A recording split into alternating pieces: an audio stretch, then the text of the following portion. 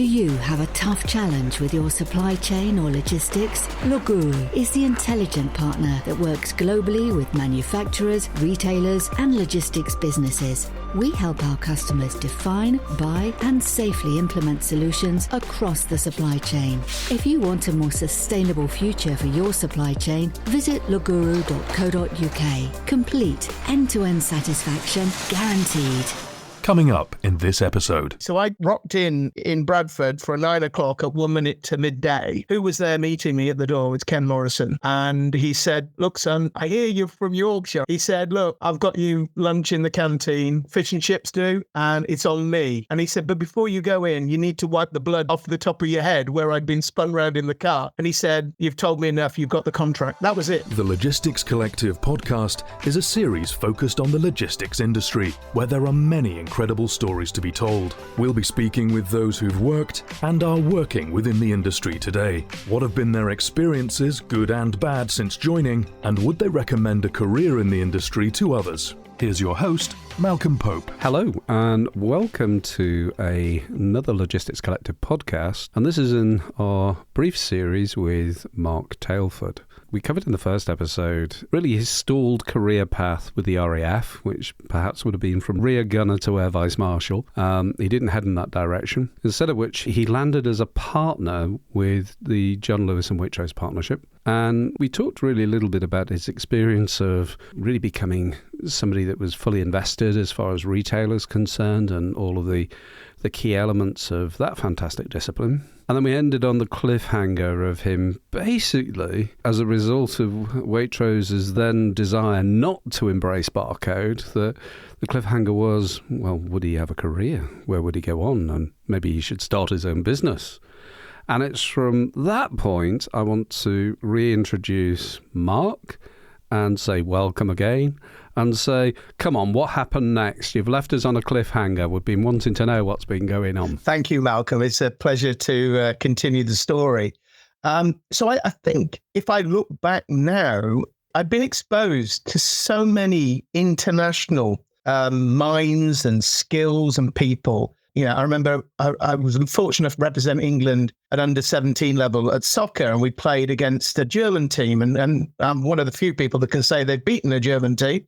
But I marveled at the way they played, even though we were victorious that day. And so, you know, I went away from that game, not with the usual feelings of like, we won, like, okay, I think I learned something here. And then seeing my father's business taken on by Taito, a Japanese company. And his dream being to see this game played all over the world, and they did it. So I think I had this feeling that as an island, even though I'm very proud to be British, actually we didn't do some of the other scaling things as well. So I started my first business. I mean, I was very fortunate that John Lewis were my first customer, but was really surprised that when I brought these international barcode readers together from Holland, from Japan and places, no one had ever seen this type of thing. And of course, it had my own personal tweaks on those as well.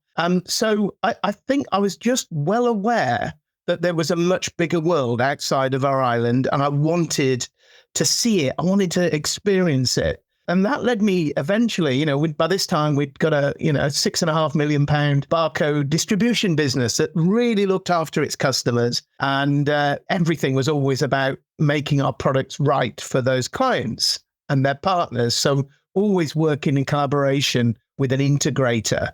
So this would have been all about barcode readers, barcode scanners, all of that, and the interfacing into, I guess, the ERPs or sales systems of that time. Exactly. So he's not only scanning at point of sale, which was growing remarkably, but the advent of mobility. So the first one-handed mobile readers in the world were coming, and people were now able to take inventory rather than just using a piece of paper and their eyes. So that was terrific. So you'd think I would be happy, that we had all these wonderful partnerships and clients. Before you go and move swiftly on, yes. I'm going to ask for a redirection. Okay. So look, it's no small beer building a 6.5 million turnover business. And it's no small beer for doing that. When you're dealing with new tech and you're upscaling and you're dealing with some of the largest businesses going. Because even if you work for large business, it's a heap worth a difference being a smaller business selling into some of these behemoths that are there. They've all got interesting challenges. Payment's interesting. I've been lucky thus far, but it's not without nagging. But the keynote within that is, okay, you had John Lewis as your foundation client, and lucky you, and they must have really respected and appreciated you to give you that level of support and interest. And I'm going to ask a supplementary, because when did barcodes get into Waitrose? But did you move far away from John Lewis? I mean, how did you add to in terms of that? Well, what I really felt was because of this customer experience passion that John Lewis had and I shared, I felt that there was still this big disconnect between everything that was technology coming into the world and the way that it would be implemented and how we would help the staff to be able to use and get the best access to the data and everything. So there was a huge chasm there that no one was filling. So I thought if we can just make those bits much easier, we don't overcomplicate it, which was a tendency from, it's really funny when I look back. It seemed that every year that ends in a 2, something quite miraculous has happened. Decisions. I just remember decisions. My first business was started in 92. And so for me, I could see a great opportunity to help businesses get control, because if you can get control of your inventory, you're more than halfway there.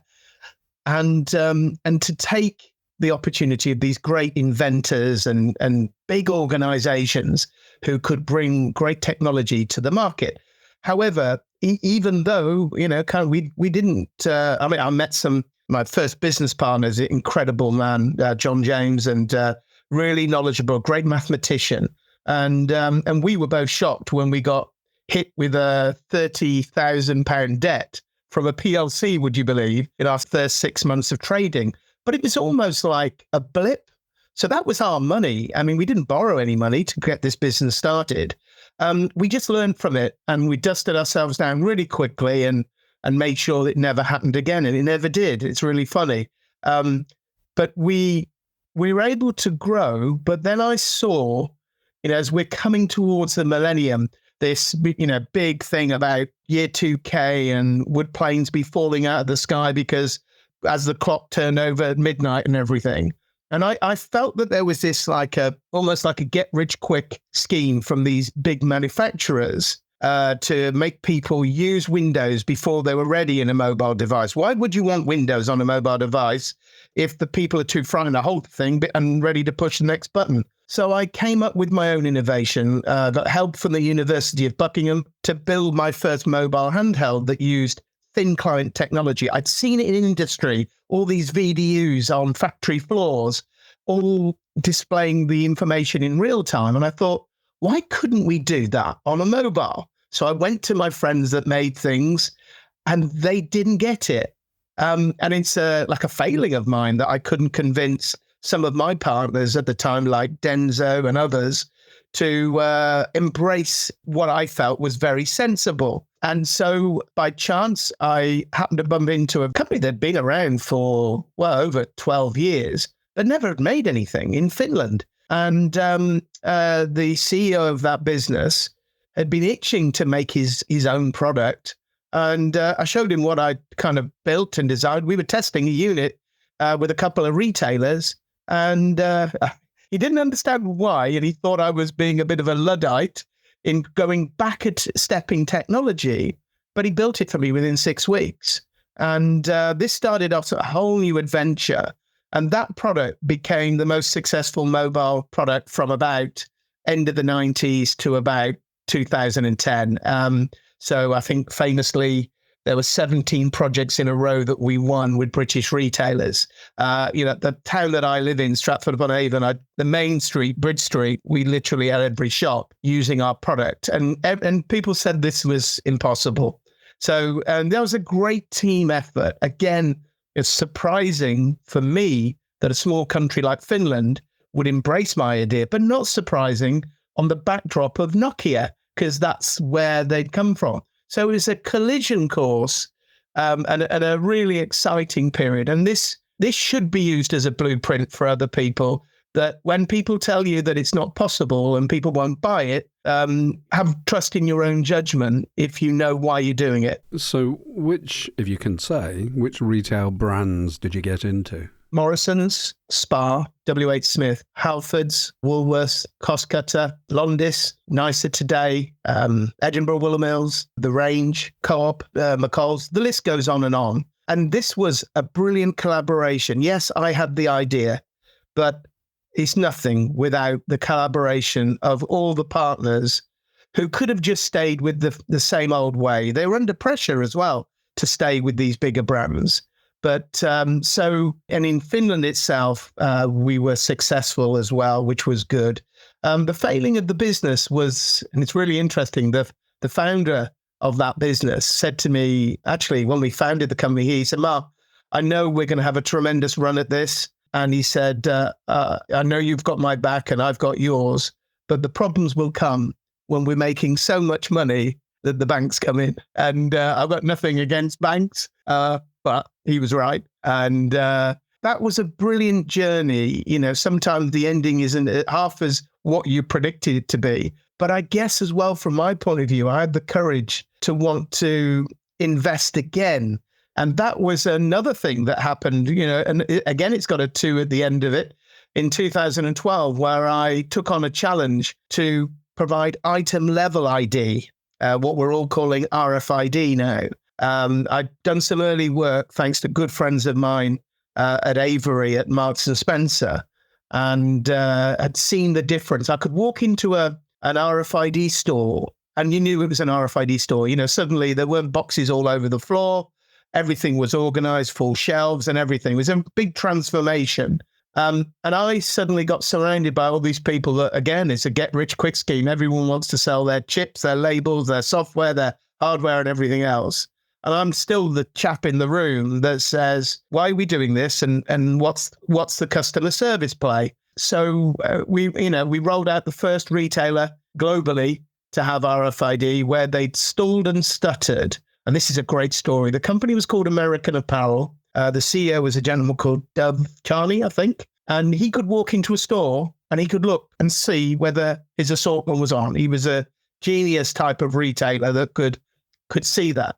And that's why he wanted RFID. So it was only natural that we would then end up being his supplier, even though they're in LA and, you know, doing all the tests in London. But it was only natural that that combination worked when others had failed.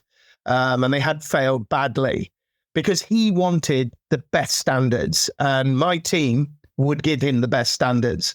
So now suddenly we were hearing numbers like, 24% increase in sales, a reduction in shrink and everything else. And then I've spent those next 10 years evangelizing about the use of this technology. And I've started projects, you know, with John Lewis. As I said, I was heavily involved with Marks and Spencer's and Inditex, Matalan next, and many other Tesco, many other stores that we've rolled out now globally.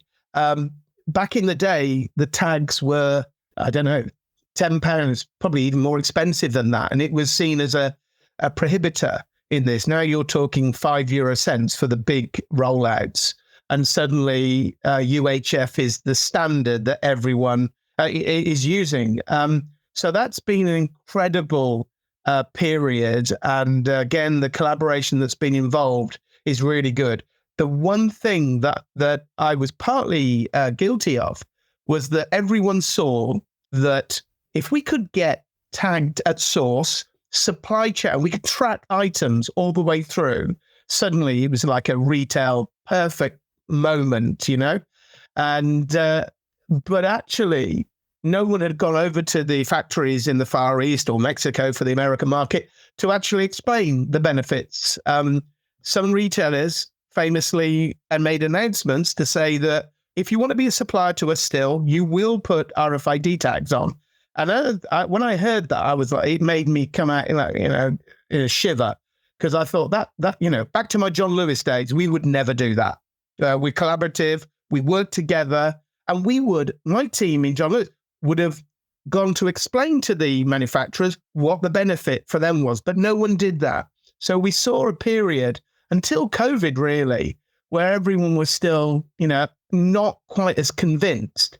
And I've always held the belief that whilst it was really important that we helped retailers get control of their brand, I've got some great stories on that.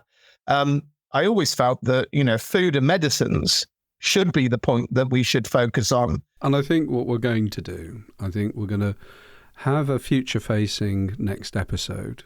And this is my earlier point about sending supply network, supply chains to the optometrist or the optician. Yeah.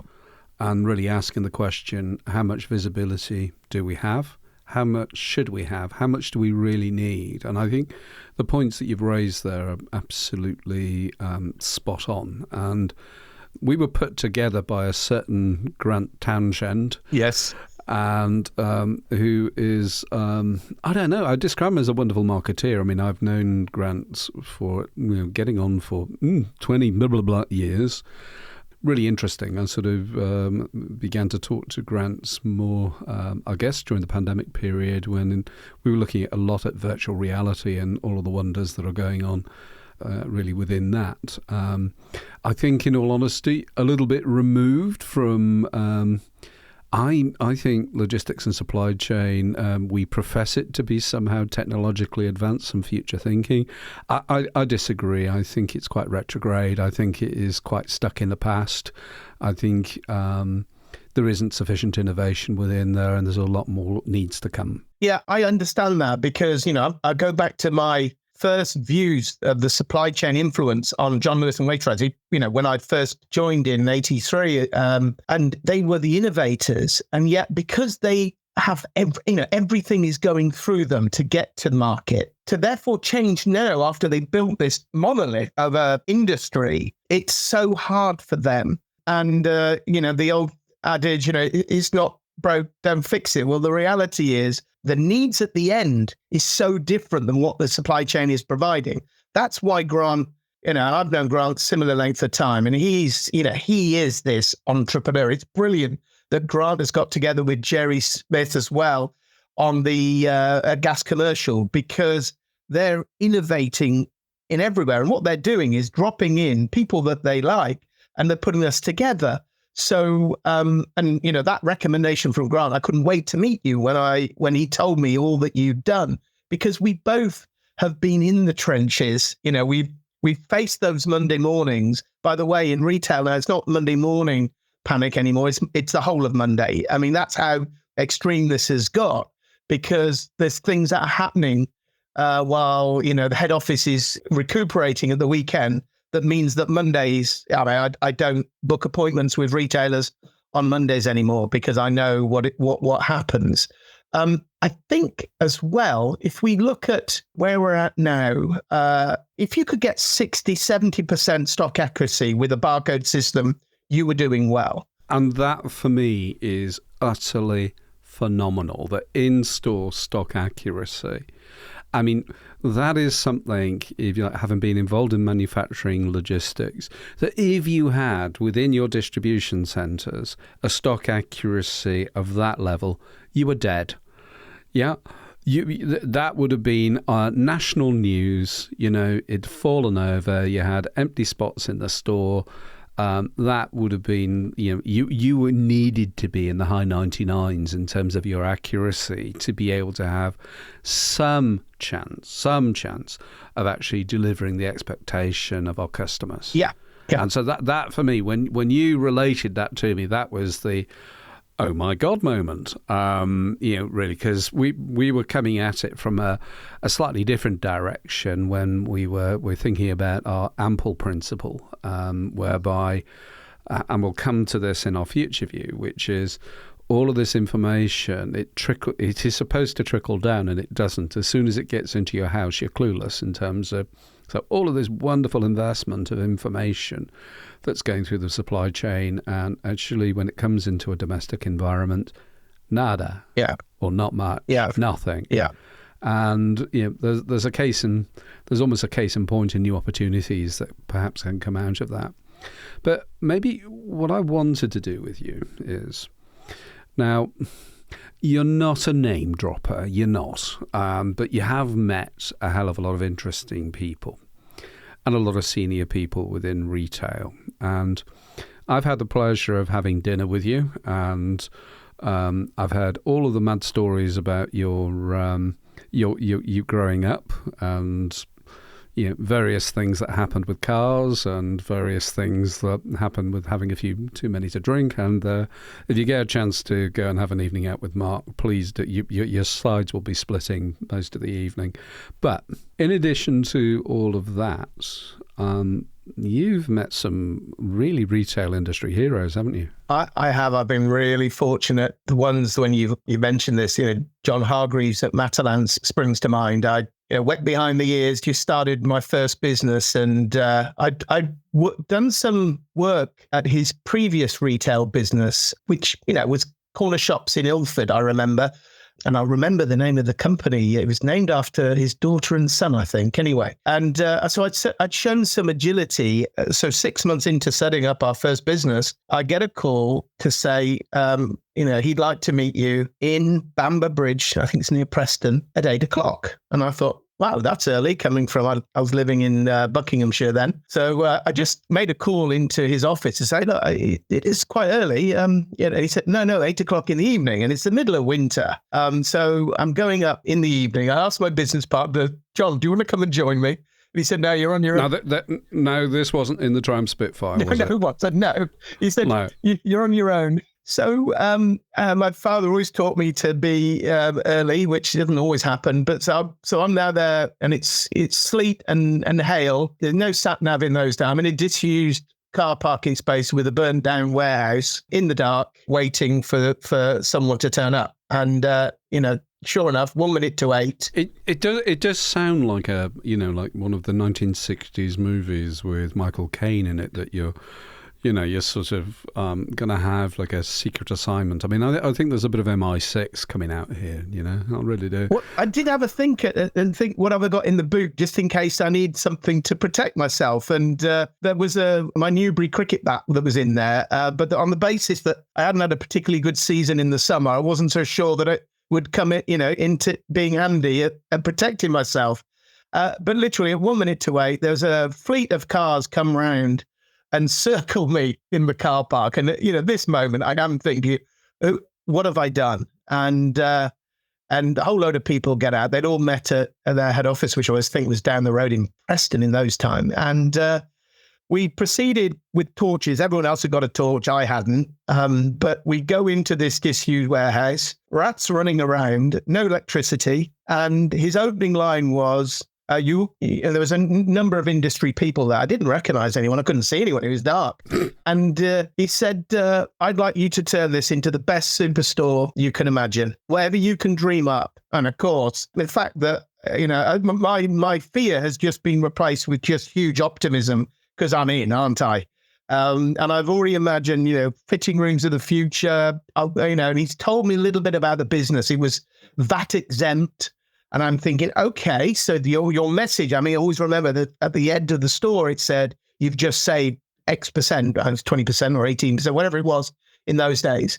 And I'm thinking, right, okay, on that basis, people might spend more. So I want supermarket style checkouts. And I'd worked with one of my Dutch partners on a fixed scanner that could scan so brilliantly that we could now start to see, real buzz in this place. By the way, one of my peers, I think he was an expert in printers or something, chuckled when Mr. Hargreaves said this, and he was asked to leave the room. We never saw him again in the whole rollout. But so I was lucky to be a part of that incredible, what a retailer, this great agility and eyesight that he had for what would be the future. And I've luckily kept in contact with them all these years.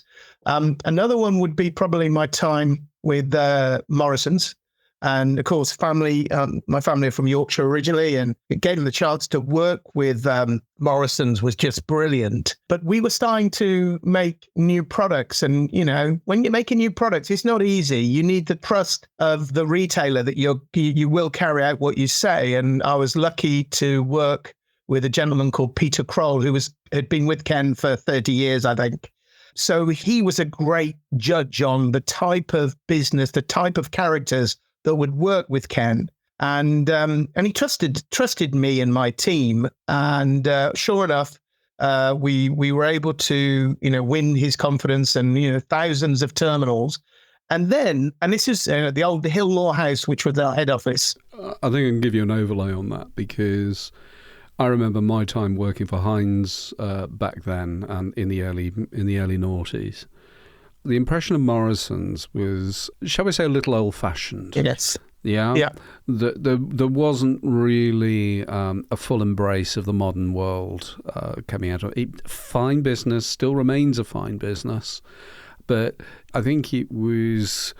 they weren't at the leading edge, I would probably say, in that time. You're so right. And, some of my team even questioned me when we were trying to break down this, we've always done it this way sort of approach. But I could see that they had a great retail proposition with their customers. Their customers enjoy, so why couldn't we work on it? And I remember the day, it was a really crucial day with the Morrisons project. And, bear in mind, I've got a new product. So I've got an engineer's flown in from Finland, and I picked him up from a hotel in Stratford-upon-Avon at 4:00 in the morning. And we'd had the biggest whiteout for years. So, and there I am. I'm now in a Jaguar XK, whatever it is. Yeah. X, I think it's called. I don't know what it was. Anyway, XJ, the sporty car. Yeah. A soft top. And when I arrived to pick him up, to pick up these, we had to deliver this product so it would be tested. He took one look at the car and wanted to go back to his bedroom, I think. He just thought I was crazy. And I said, look, don't worry. The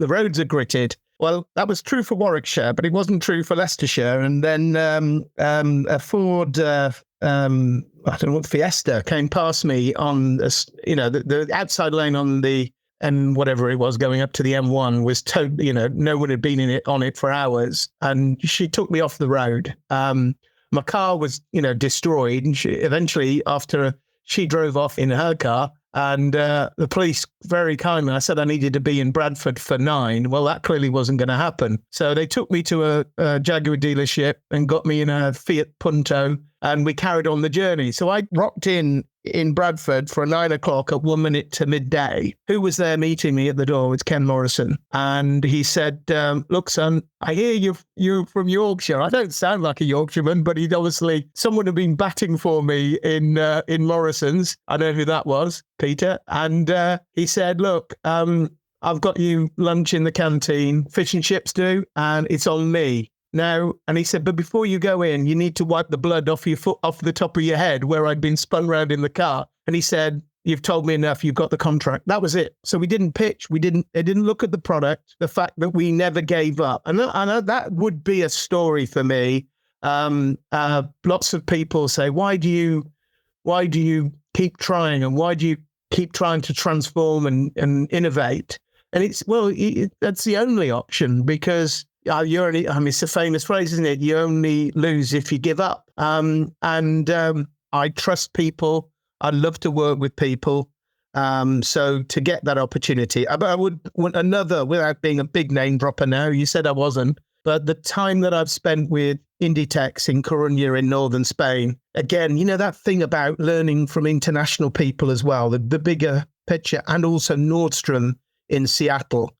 The way that they operated, very different than a British company. Not one's right and one's wrong, but they fully embraced RFID. They fully, they in Inditex and Decathlon in France as well, they went and got it right at nuts and bolts level so that they could implement through the supply chain and into the stores. Whereas in my early foray into RFID, I just wanted to prove to retailers that we could do a good job in the store.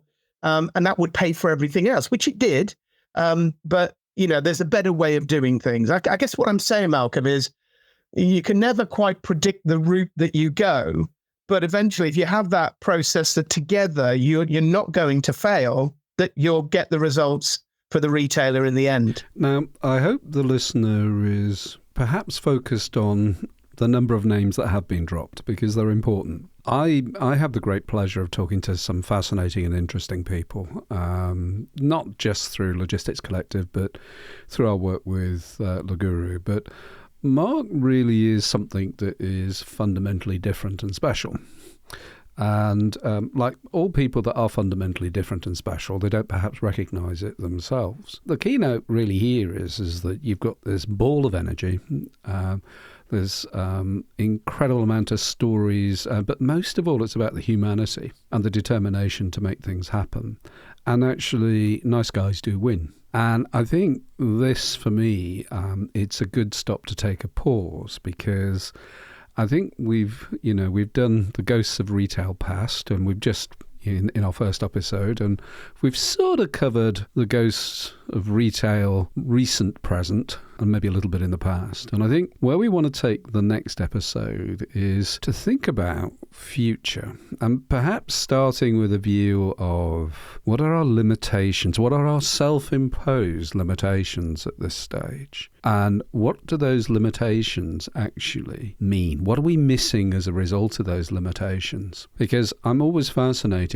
I mean, the piece that's come out of this that really did resonate with me is it's this investment in infrastructure. And it is our unwillingness to reinvest. And if our predecessors would have had the same view, we still would have been, making trips between our towns on coach and horses. Our coach and inns would be focused on stabling and lots of straw and hay. We would have never moved away from steam trains. I mean, some folks, would like us to move back, but we need to make a forward progression in all of this. And actually, what we've had thus far has served us okay, but there are new demands and new ideas. And I think the real question is, my reflection all the time is, are we forward thinking enough? And I really wonder.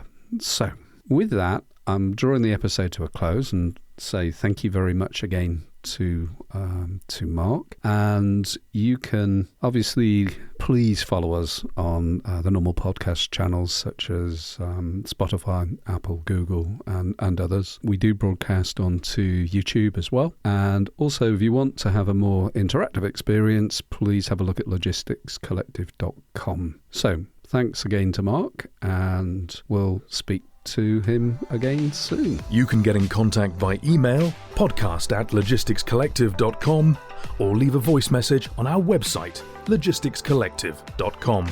The podcast is a production by Loguru.